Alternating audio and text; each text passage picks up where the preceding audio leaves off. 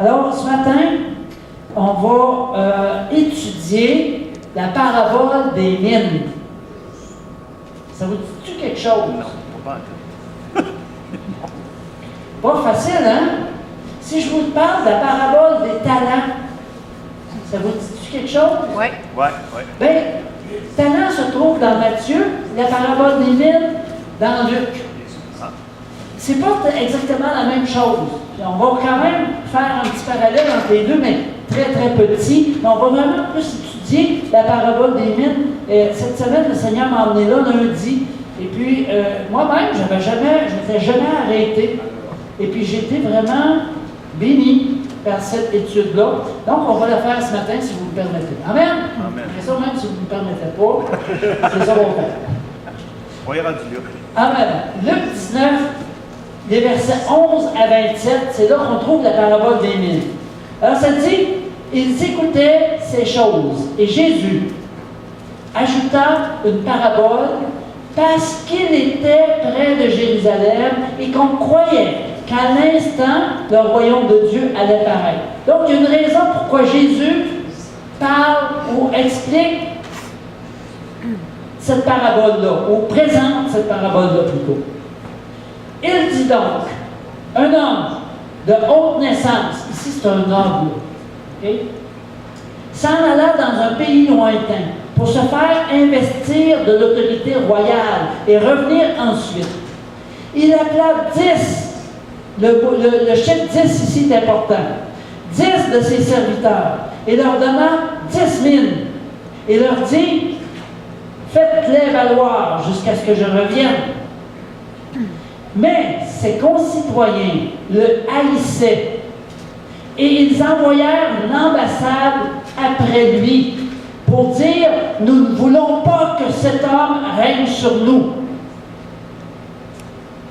Lorsqu'il fut de retour, après avoir été investi de l'autorité royale, il fit appeler auprès de lui les serviteurs auxquels il avait donné l'argent, afin de connaître comment chacun l'avait fait valoir.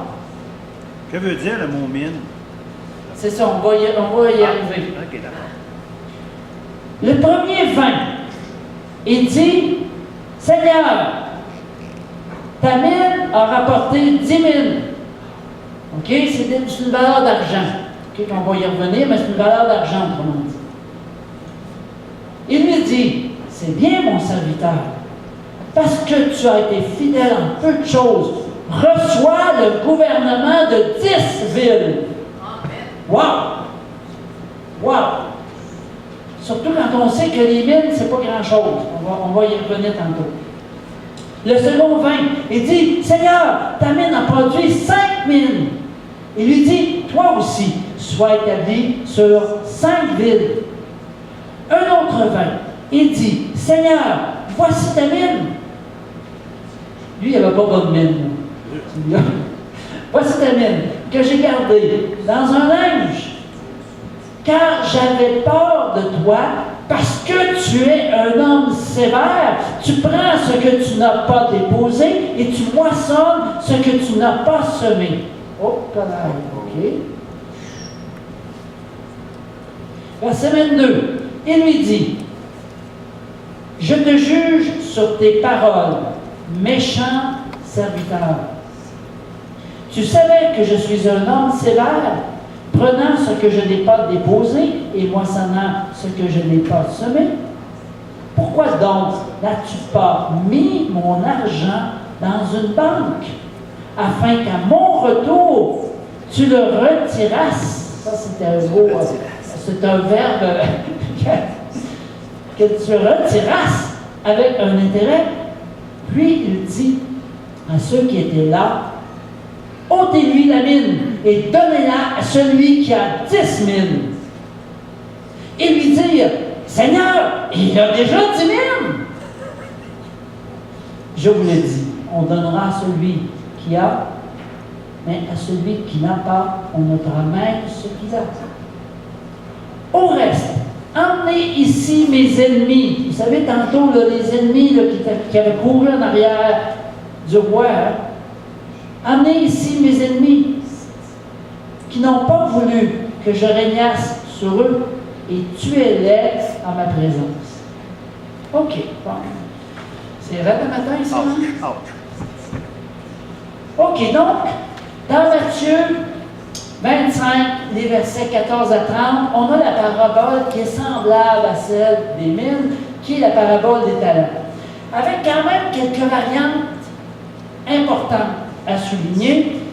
D'abord, l'homme, au fait, dans un, c'est des mines, puis l'autre, c'est des talents.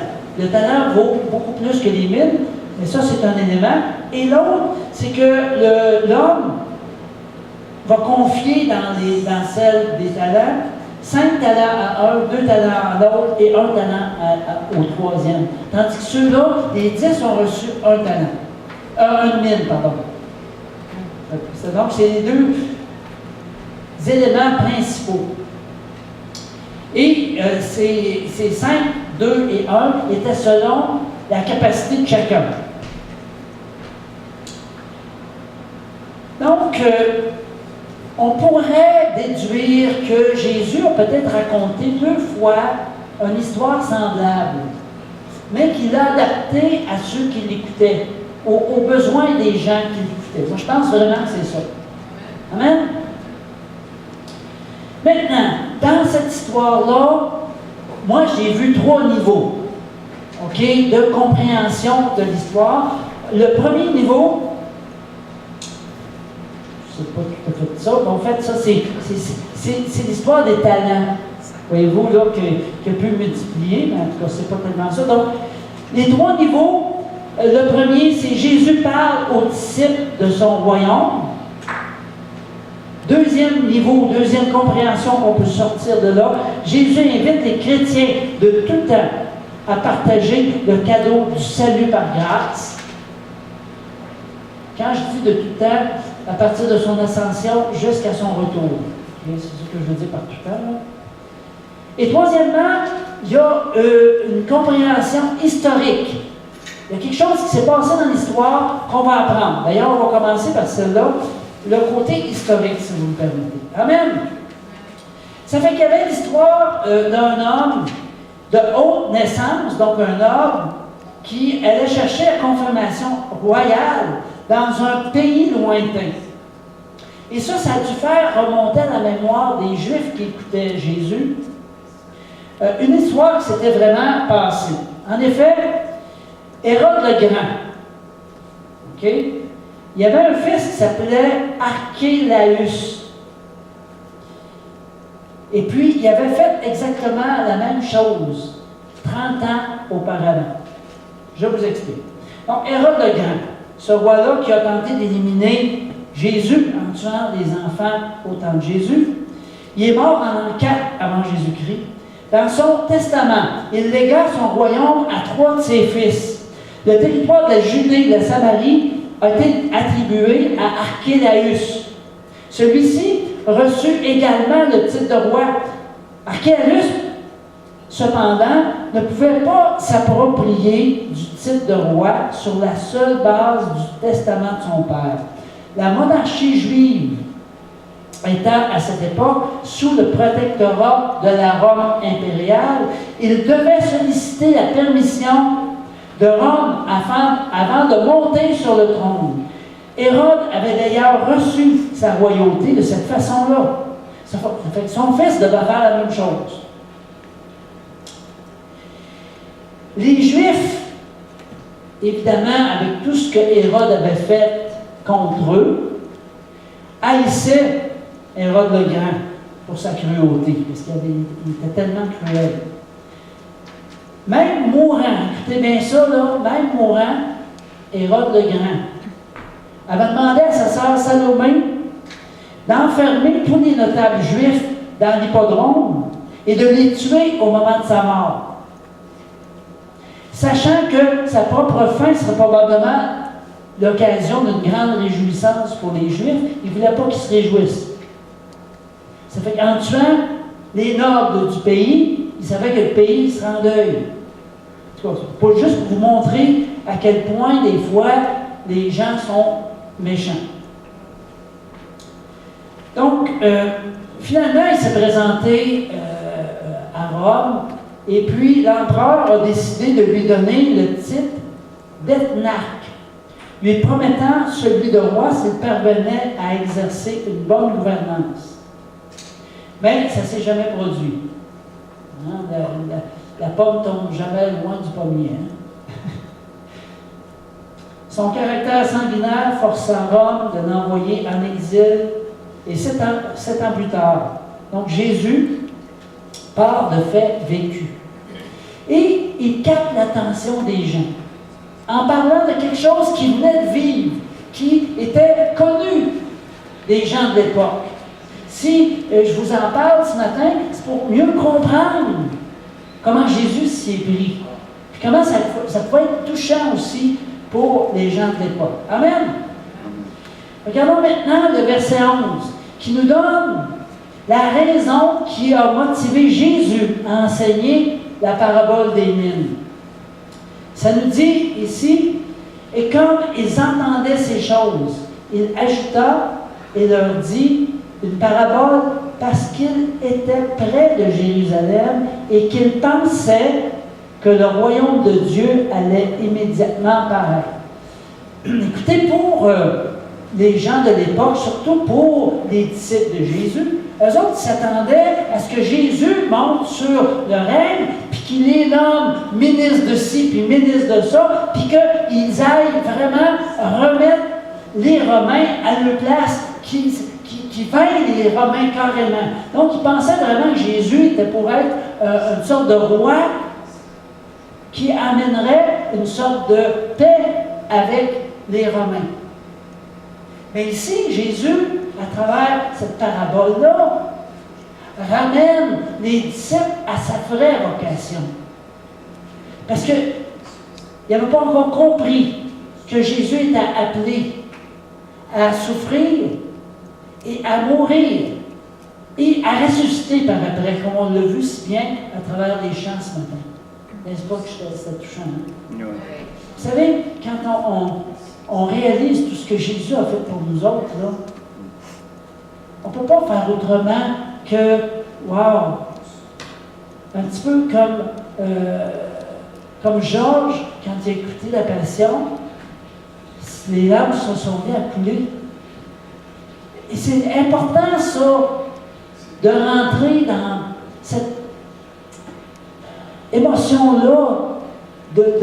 C'est pas juste une émotion, mais en quelque part, si tu prends conscience de tout ce que Jésus a fait pour toi, tu vas rentrer dans une émotion. Amen. Et ça, c'est important parce que ça vous amène à être transformé. Amen. OK. Donc, ici, Jésus parle aux disciples. Juste avant, on a l'histoire de Zachée. Vous connaissez Zachée? C'est lui qui aimait monter dans les arbres. Zachée. Alors, il était en train, au fait, de sauver un pécheur. Jésus sauve, hein? Nous autres, on ne sauve pas. On peut témoigner un pécheur, mais Jésus, il sauvait. Il était en train de sauver Zachée carrément. Puis peut-être même d'autres personnes qui étaient dans la maison de Zachée. Donc, ça se passe à Jéricho, sur le chemin de Jérusalem, juste avant l'entrée triomphante de Jésus sur un ânon. Vous vous rappelez, hein? Fait qu'on situe un petit peu l'histoire pour un petit peu mieux comprendre. Les disciples, ils étaient vraiment, là, eux autres, là, ils pensaient à ce qu'ils allaient avoir un avenir très, très glorieux, avec un Jésus qui était pour être roi, puis eux autres, les ministres, etc. Ça fait que, je vais vous dire, à ce moment-là, ben, Jésus leur raconte cette parabole pour leur montrer que l'heure de la gloire n'est pas encore venue. L'homme de haute naissance, semblable au roi de l'époque, qui allait se faire couronner à Rome, va dans un pays lointain se faire investir de l'autorité royale et n'est pas prêt de revenir. Donc ça, c'est Jésus. Jésus, là, il va retourner auprès de son Père, auprès de l'autorité royale. Mais il n'est pas prêt de revenir. C'est ça qu'il est en train d'expliquer aux disciples, puis qu'il nous explique à nous autres aussi aujourd'hui. Amen. Donc, c'est pas l'heure encore des rêves de gloire, mais c'est vraiment l'heure du travail humble et fidèle. Ça te parle-tu ce matin? C'est l'heure du travail humble et fidèle. Chacun d'entre nous, on doit être interpellé. Il s'agit pour l'instant de se retrousser les manches et de servir le Seigneur. La récompense de la gloire va venir plus tard. Et elles sont réservées aux fidèles. À son retour, Jésus va inaugurer un royaume plus puissant et plus juste que tout ce qu'il pouvait même espérer à ce temps-là. Amen. Amen. C'est ce que veut enseigner notre parabole. Donc, si on commence à... Y a-t-il quelqu'un qui m'amènerait un verre d'eau? Oui.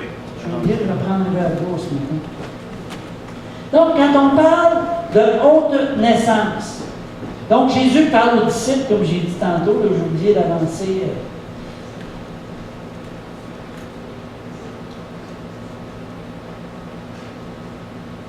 Donc, je suis trop vite un peu, on va parler aux disciples. Donc, Jésus est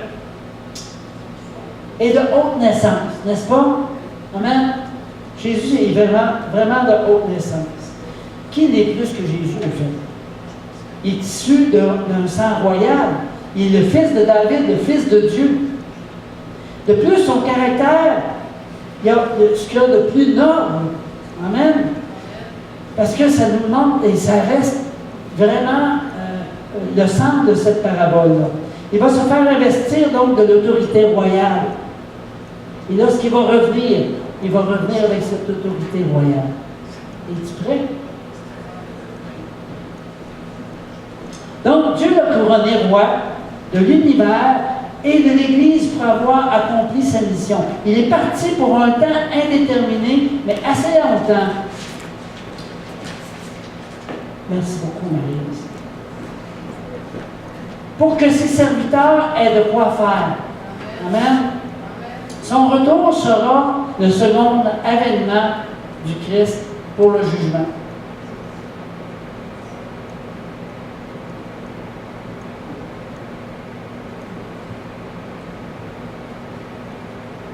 Donc, il a appelé 10 de ses serviteurs. Ça dit ici, il appela 10 de ses serviteurs en leur donnant 10 000. 10. C'est intéressant le chiffre 10. On a quand même beaucoup, et c'est très symbolique, on a beaucoup de ce chiffre-là dans la parole de Dieu.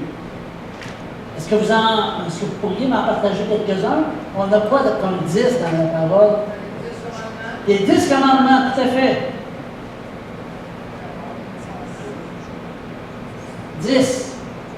Les 10 vierges. Oui. OK, il y en avait 5 qui étaient sages, puis 5 qui n'étaient pas. Amen. Au fait, le chiffre 10 parle de plénitude. Amen. Donc, 10 de ses serviteurs, c'est que c'est pas 10 qui veut dire, mais il parle de tout le monde ici. Dans l'idée de la plénitude. Amen. Ça va pour tout le monde. Pour ça s'adresse à tous. C'est vraiment ça que ça veut dire ici. Le contexte historique nous permet de soulever un autre point. Nous avons vu qu'un roi régnait sur la Palestine. Nous avons mentionné aussi que l'autorité de ce roi dépendait d'une autre autorité, celle de diriger par Rome. L'autorité finale était entre les mains de l'empereur de Rome. Par sa parabole, Jésus dit « Je m'en vais auprès de mon Père pour obtenir le royaume. » Ces mots laissent entendre que les chefs de ce monde n'ont pas le dernier mot dans les affaires terrestres. Amen. On peut penser le contraire. L'autorité suprême se retrouve au ciel avec Dieu, le roi des rois. C'est là où la destinée de toute chose est déterminée. C'est dans le ciel, c'est pas ici sur la terre. On pense qu'au Bénin, là, ça se décide par les hommes, mais moi je crois vraiment que Dieu a, comment je peux dire, toute autorité. Amen. Donc, tout ce qui se passe sur terre relève de la volonté divine. Hérode exerçait sa royauté sous l'œil attentif de Rome. Archélaüs fut le fils d'Hérode, fut contraint de comparaître devant l'empereur de Rome pour ses violences. C'est pour ça qu'il l'a destitué. De la même façon, tout être humain est redevable à Dieu. Qu'il soit chrétien ou non, il aura des comptes à lui rendre au jour du jugement. Et là, évidemment, il y a deux jugements. J'aime quand même peut-être prendre quelques secondes. Il y a le grand trône blanc, où tous ceux qui n'ont pas mis Jésus en premier dans leur vie vont avoir à passer devant ce jugement-là. Celui et celle qui a vraiment fait de Jésus son sauveur et son Seigneur, lui n'aura pas à passer devant le trône blanc. Par contre, il va avoir à passer au tribunal de Christ, qui est plus un endroit où est-ce qu'on va recevoir des cadeaux pour ce que nous aurons fait selon sa volonté. Donc, il y a deux jugements. On a le grand trône blanc, qui est fait pour, on va dire, les non-croyants ou ceux qui doutent ou ceux qui... Et on a le tribunal de Christ pour les enfants de Dieu, qui cherchent le Seigneur de tout leur cœur. Et là, ça va être vraiment pas pour un jugement comme tel, mais plus pour recevoir des cadeaux. Ça va pour tout le monde? Très intéressant comme diapo que j'ai trouvé sur Internet, je vous le dis, mais c'était juste pour parler un petit peu du tribunal.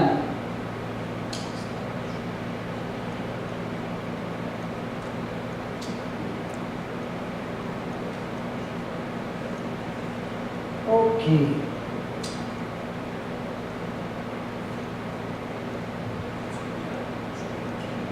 J'ai eu peu de temps pour me préparer, hein? C'est bizarre parce que je n'ai pas l'habitude, je suis plus dans mon sujet. Là, ça a de la misère à tourner, mais c'est pas grave, on va continuer pareil. Donc, l'homme de haute instance, l'homme noble, confie à chacun une mine. Une mine valait à peu près 100 drachmes. Et une drachme correspondait au salaire d'un ouvrier pour une journée de travail. Donc, chacun a reçu un montant équivalent à 4 mois de salaire, à peu près. Ce qui n'était pas énorme, quand même. OK, ça va pour tout le monde? Le maître précise qu'il reviendra, laissant entendre par là qu'il va leur demander des comptes à rendre pour les 4 mois de salaire qu'il les a donnés. Au fait qu'il les a confiés. C'est pas vraiment donné. Il les a confiés. Donc, à chacun est confié le même trésor. Il s'agit de quoi? En fait, il s'agit de la parole de Dieu. À chacun d'entre nous est confié le même trésor, la parole de Dieu. Amen? Maintenant, faites-les valoir. Ici, on va lire ça. À chaque fois que je lis la parole, je découvre un secret, un trésor que Dieu me gardait en réserve pour que j'y retourne jour après jour. Si c'est vrai dans ta vie, tu vas recevoir beaucoup de trésors. Amen? Donc, faites-les valoir jusqu'à ce que je revienne. Donc, il a appelé ses 10 serviteurs, il leur donna 10 000 et leur dit, faites-les valoir. Amen. On est dans un temps où est-ce que le Seigneur nous demande de faire valoir, de faire fructifier sa parole, ce qu'il nous a donné. Amen. La parole de Dieu, c'est un capital qui ne doit pas sommeiller. Quelque chose que le Christ confie à son Église pour qu'elle le multiplie. La mission de l'Église va de l'ascension, quand Jésus est monté au ciel, jusqu'au retour de Christ. Il incombe à tous les croyants rachetés la responsabilité d'utiliser fidèlement ce que Dieu lui a donné. Donc, vivre pour Christ. Est-ce que tu vis pour Christ? Oui. Pas nécessaire de répondre tout de suite, non? Mais tu peux te poser la question. Jusqu'à quel point que je vis pour Christ? Je vis pour gagner ma vie, je vis pour avoir un peu de loisirs, mais jusqu'à quel point est-ce que je vis pour Christ? Dieu nous a accordé des moyens remarquables pour étendre et consolider son royaume. Jésus s'attend à ce que nous utilisions les talents qui nous ont été confiés à son service. pour faire grandir son royaume. Vous savez qu'on va avoir à rendre compte pour les dons que Dieu nous donne. Ici, le mot grec pour faire valoir, c'est pragmateuomai. On va dire ça de même, je ne sais pas si j'ai la bonne prononciation, mais ça indique une action soutenue. Ça provient du mot de même racine prasso, qui signifie exercer, s'occuper, accomplir. Donc c'est quelque chose qui dure dans le temps, on doit continuellement, mais tout le temps. OK? Donc c'est vraiment quelque chose de continu. Donc c'est vraiment, il y a un accent mis sur le mouvement, sur l'activité. Les serviteurs savaient que l'ordre du maître ne leur donnait pas l'option de demeurer passifs dans son absence. De même, en attendant le retour sur terre de notre maître, on doit faire fructifier son royaume. Amen?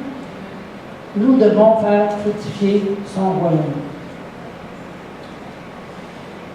Donc, on a vraiment cette tâche-là. Moi, je pense qu'on peut accomplir dans la joie. Amen? Vous savez, quand on a un cadeau, là, un grand cadeau, puis que ce cadeau-là pourrait être comme à l'infini, puis qu'on a l'occasion de le partager, puis qu'on ne partage pas, il y a quelque chose qui ne marche pas. Vous savez, quand un enfant naît, je ne sais pas si on fait encore ça aujourd'hui, mais souvent on va donner une tape dans le dos pour que l'enfant puisse pleurer et prendre sa première respire. Je pense qu'il y a une question de clapet dans le cœur, là, si je ne me trompe pas, qui fait en sorte que l'enfant va commencer à respirer. Amen. C'est comme si, moi je suis le médecin, que je sais que je dois donner la tape à l'enfant, puis que je ne la donne pas. Si je ne partage pas l'Évangile, puis que je sais que la personne va avoir à passer devant le grand tribunal blanc, et que je sais qu'on a un Dieu qui est parfait, qui n'accepte aucune imperfection, puis que cette personne-là ne connaît pas Jésus comme son sauveur personnel, puis que je ne lui présente pas, je suis comme le médecin qui ne donne pas la tape au bébé pour qu'il prenne son premier respire. Je suis peut-être un peu sévère, là, mais c'est un peu ça pareil. Êtes-vous d'accord avec ça? Oui. Peut-être que l'enfant va décider par lui-même de ne pas prendre son respect malgré la tape que j'y donne. Et ça, c'est plus ma responsabilité. Ça arrive, ça. Ça arrive trop souvent. Et ça, qu'est-ce que vous voulez qu'on fasse? Nous autres, on se doit de donner cette première étape-là pour permettre à la personne de reconnaître qu'il est pécheur et de venir au Seigneur de tout son cœur. Amen? Donc, on a vraiment une responsabilité importante. Concitoyens. Ici, on parlait de ces citoyens. Vous savez, ceux qui ont couru après le roi pour aller dire au plus haut gradé, lui, là, on ne veut pas l'avoir comme chef sur nous autres. Amen? Donc, il a envoyé une ambassade là-bas pour leur dire ça. Ça fait que si on voit que ces gens-là sont distincts, ce ne sont pas les 10 serviteurs qu'on a vus auparavant. Ce sont des hommes, peut-être juifs ou païens, sur lesquels Jésus est censé régner. Vous savez, aujourd'hui, là, les gens rejettent les choses de Dieu. C'est incroyable, comme c'est difficile de parler du Seigneur. Et pourtant, le Seigneur t'a choisi. Il nous a choisi, chacun de nous, pour le faire. Et ça, c'est très, très, très sérieux. Amen? C'est sérieux, sais-tu pourquoi? C'est parce que si on ne le fait pas, là, on va s'endormir. Ça fait que c'est bien important d'embarquer dans cette mission-là que le Seigneur nous donne. Donc, ils sont distincts des apôtres. Comme plus tard, les gens vont les distinguer de l'Église chrétienne et de ses messagers des membres. Au fait, ces gens-là, carrément, haïssaient le maître.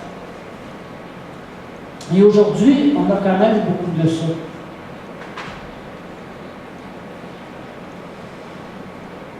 À l'époque, les Juifs détestaient tellement Archélaüs qu'ils envoyèrent une délégation à Rome pour protester auprès de l'empereur contre l'attribution du pouvoir royal de ce membre de la famille d'Hérode. La parabole dit au verset 13, verset 13, je ne l'ai pas lu. Bon, en fait, oui, on l'a ici. Mais ses citoyens le haïssaient et ils envoyèrent une ambassade après lui pour dire « Nous ne voulons pas que cet homme règne sur nous. » Fait que ces citoyens-là, ça représente des personnes qui ont rejeté Jésus, qui refusent de reconnaître la royauté de Christ. Nous ne voulons pas que Jésus règne sur nous. Ça, là, les gens le disent aujourd'hui. Les gens ont rejeté Jésus. Souvent, ils l'ont fait en rejetant la religion, pour toutes sortes de raisons, mais ils ont quand même rejeté Jésus avec, surtout ici, dans notre pays. Donc, les citoyens du monde ne peuvent pas accepter l'idée que leur vie soit tributaire de Dieu. Donc, ça, c'est une réalité. Amen.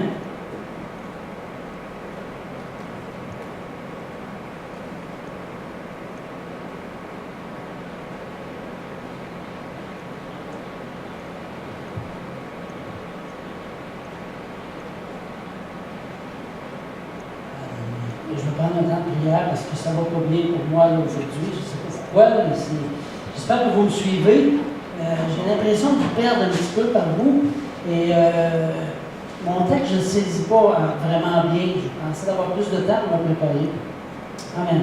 Alléluia, Jésus. Merci, Seigneur.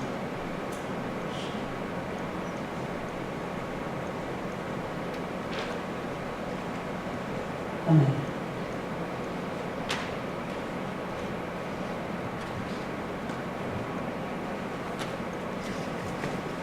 Le verset 27 nous dit « Quant à mes ennemis, ceux qui n'ont pas voulu que je règne sur eux, emmenez-les ici, égorgez-les à ma présence. » Ça, c'est vraiment quelque chose qui se faisait à l'époque. Lorsque les rois trouvaient des gens qui étaient contre eux, ils avaient cette autorité-là carrément de s'en débarrasser. Alors ça, c'est vraiment les pays totalitaires ou des moments où est-ce qu'on... Dans le passé, il y avait beaucoup de... Encore aujourd'hui, on peut quand même trouver ce genre de situation-là dans certains pays.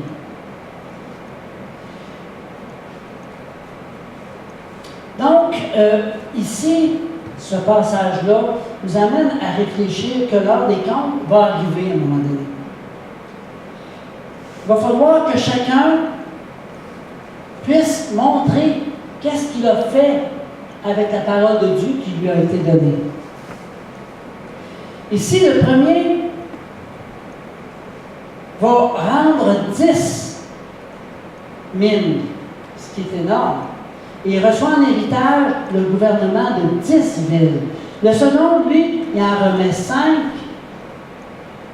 et se voit mis à la tête de 5 villes.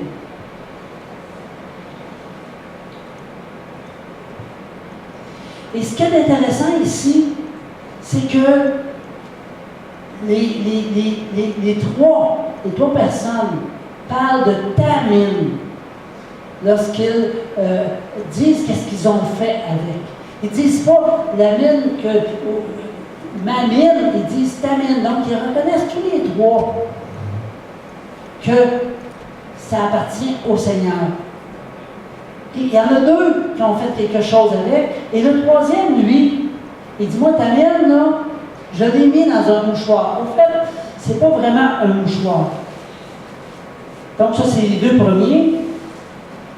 Ça dit ici, ta mine, disent-ils au roi,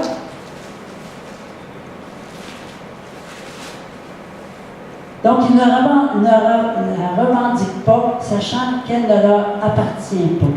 Tout est grâce dans le royaume de Dieu. L'évangile que nous sommes chargés d'annoncer ne nous appartient pas. C'est l'évangile du Christ.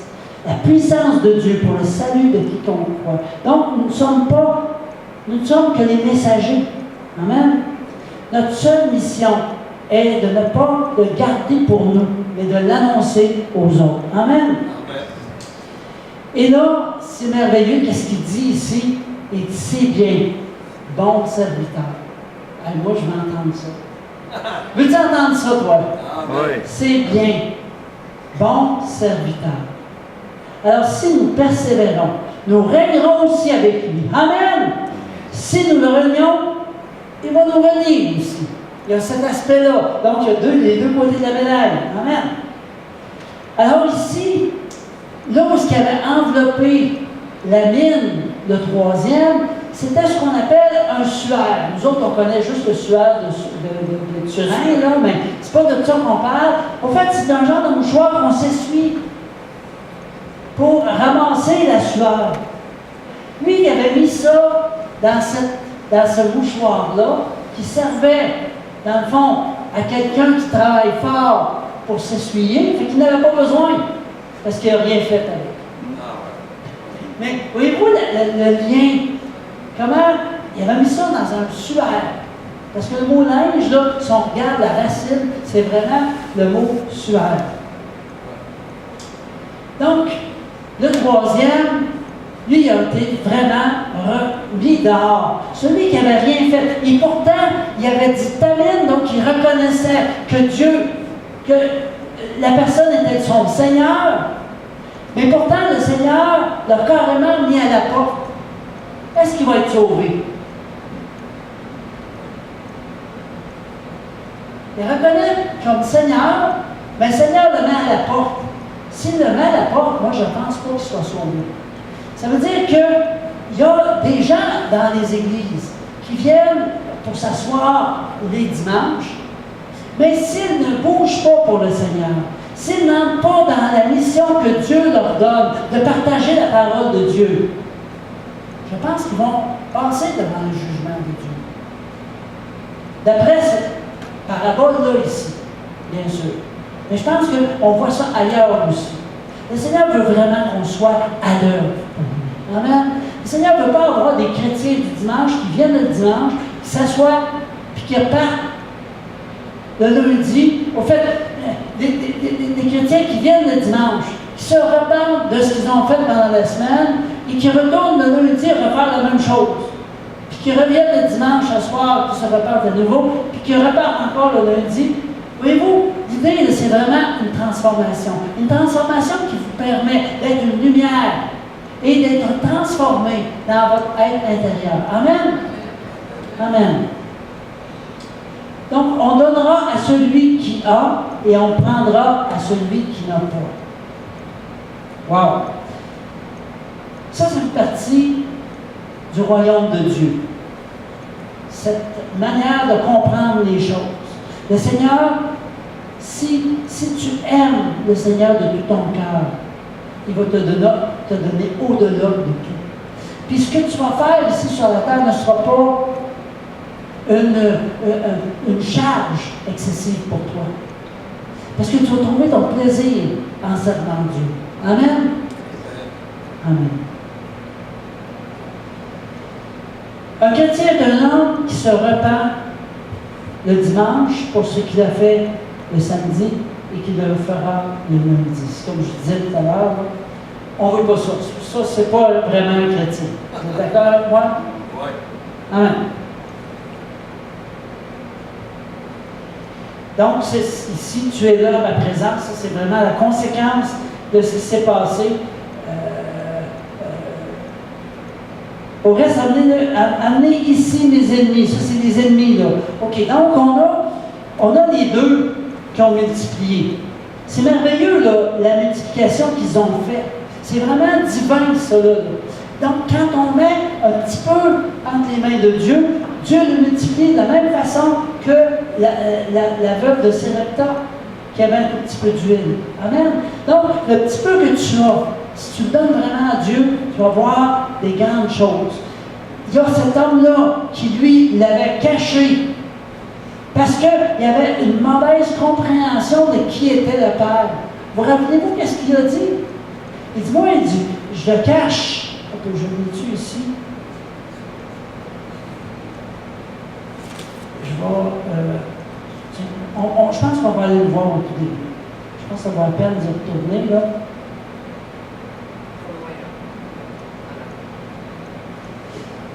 Un autre vin, il dit, Seigneur, voici ta mine que j'ai gardée dans un linge, car j'avais peur de toi. Voyez-vous ici, là, avoir la crainte de Dieu, c'est pas avoir peur de Dieu. Avoir la crainte de Dieu, c'est une crainte qui est respectueuse. Mais ici, cet homme-là avait peur. Ça, c'est pas de Dieu. Deuxièmement, il dit, un autre vin, j'ai gardé cela, j'avais peur de toi, parce que tu es un homme sévère. Est-ce qu'il voit Dieu comme bon? Tu es un homme sévère. Moi, je ne pense pas. Je pense qu'il n'avait pas compris qui était Dieu ici. Tu prends ce que tu n'as pas déposé et tu moissonnes ce que tu n'as pas semé. Fait qu'ici, cet homme-là ne connaissait pas Dieu. Peut-être vient-il s'asseoir le dimanche, mais s'il ne connaît pas Dieu, comprenez-vous l'idée? C'est vraiment cet élément-là que je veux faire ressortir. Et il y avait le groupe de gens qui étaient allés en arrière du roi pour leur dire, nous autres, on ne veut pas comme roi. Ça, je vous dirais, c'est peut-être la majorité des gens ici au Québec. Écoutez, on dit que les chrétiens évangéliques, c'est 0,6% à peu près au Québec. Ça veut dire que la plupart des gens ne connaissent pas vraiment le Seigneur. Faire attention de rentrer dans le jugement, ce n'est pas à nous de juger. Nous autres, on se doit d'être des lumières, partager l'Évangile du mieux qu'on peut, sans juger, en aimant au contraire. Amen? Alors, mais on sait que la plupart des gens s'en vont carrément devant le jugement de Dieu. Dans quelque part, ça doit nous parler, ça, ce matin. Amen? Ça doit vraiment nous brasser. Je pense que mon but, mais je pense que le but du Seigneur, c'est pas le mien, là.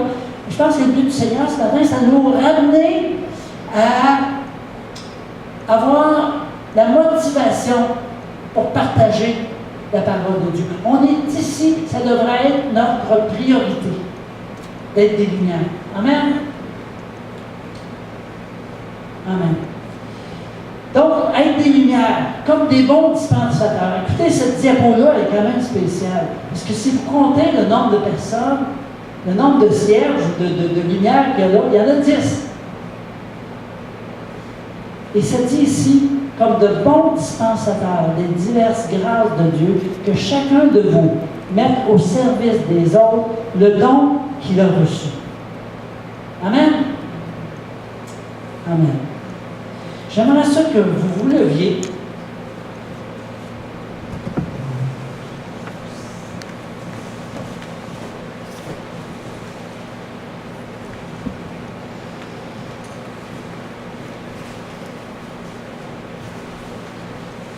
Ici, ce verset-là, ça dit « Désormais, la couronne de justice m'est réservée.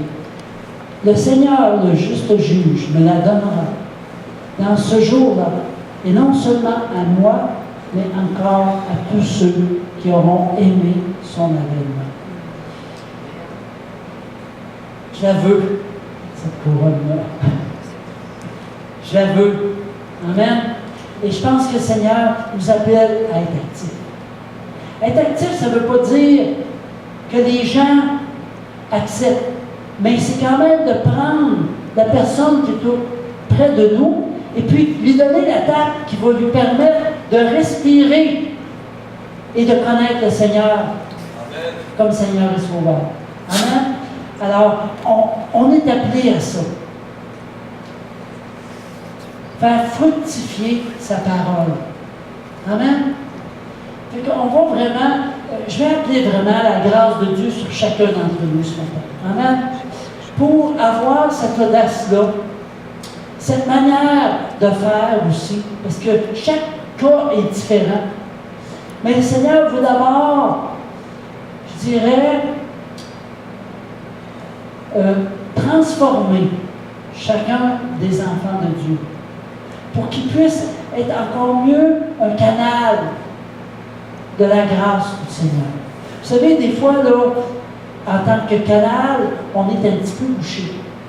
Bouché par toutes sortes de choses de notre passé. Bouché par peut-être ce qu'on nous a déjà dit. Bouché par la peur d'être rejeté. Bouché par il y a différentes raisons. Mais ce que le Seigneur veut faire vraiment avec ses enfants, c'est d'abord emmener une guérison dans l'âme pour qu'après ça, tu puisses être ce canal-là, vraiment dégagé, pour que la grâce de Dieu passe de toi aux gens autour. Que tu puisses être en mesure d'écouter ce que la personne a à te dire, d'avoir une écoute avec des belles grandes oreilles comme les miennes, pour pouvoir vraiment